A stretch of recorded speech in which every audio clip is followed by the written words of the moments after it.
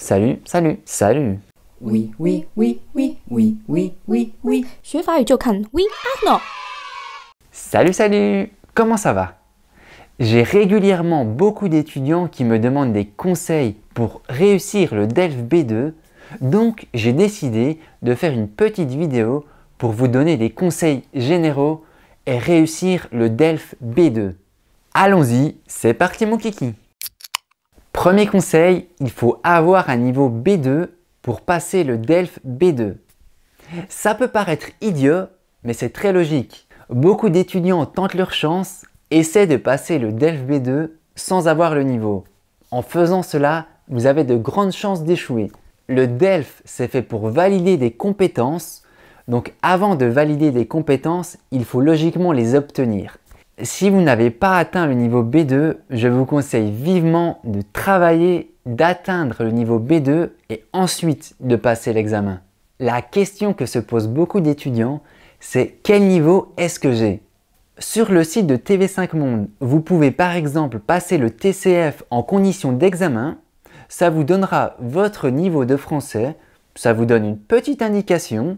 Vous pouvez également vous faire évaluer par un professeur de français ou prendre des cours dans une école de langue pour faire évaluer votre niveau. Le deuxième conseil, c'est de se préparer et de bien connaître l'examen. Vous devez savoir ce qu'on attend de vous. Par exemple, pour la production orale, il faut suivre une méthodologie, faire un plan à partir d'une problématique et bien organiser et structurer son discours. Donc vous devez arriver à l'examen en connaissant tous les détails, savoir comment faire la production orale, comment faire la production écrite. C'est grâce à la préparation que vous allez réussir à 100%. Pour vous préparer, vous pouvez utiliser des livres sur le DELF B2, faire des exercices comme sur le site de TV5 Monde, faire des entraînements avec des sujets d'examen. Dans la description de la vidéo, vous avez un sujet d'entraînement au DELF B2.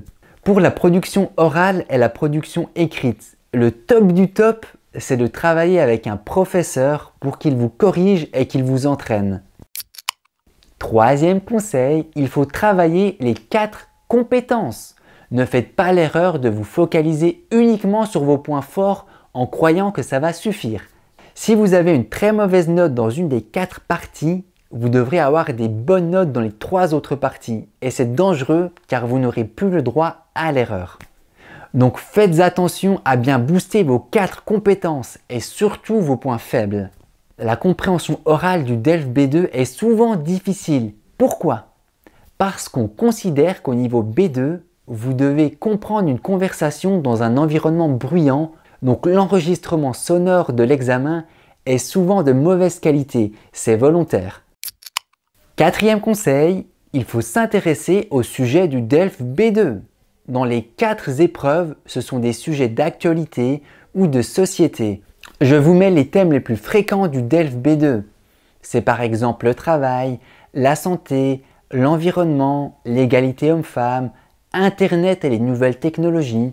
Par exemple, pour la production orale, vous devez lire un extrait d'article de journal. Si c'est sur le réchauffement climatique, vous devez avoir du vocabulaire pour pouvoir comprendre, mais surtout pour pouvoir en parler. Donc intéressez-vous à tous ces thèmes pour avoir du vocabulaire et un peu maîtriser le sujet, avoir des idées, des arguments. Cinquième conseil, il faut s'immerger dans la langue française. Le niveau B2, notamment l'examen du DELF B2, commence à être assez exigeant dans les 4 compétences. Donc il faut vous habituer à parler, écrire, écouter et lire en français. Si vous pouvez essayer de parler avec un natif, par exemple avec un partenaire de langue ou avec un professeur. Ça, c'est le top du top. Dernier conseil, il faut bien gérer son temps. C'est pour ça qu'il est très important de faire des entraînements dans les conditions d'examen. Il faut bien utiliser tout votre temps. Par exemple, pour la production écrite, relisez-vous, vous allez forcément trouver des erreurs. Pour la compréhension écrite, c'est pareil. Refaites une deuxième fois les questions si vous avez le temps. Et voilà, c'est terminé pour mes petits conseils. J'entraîne beaucoup d'étudiants à passer le DELF B2. Donc si vous avez des questions, n'hésitez pas à me demander.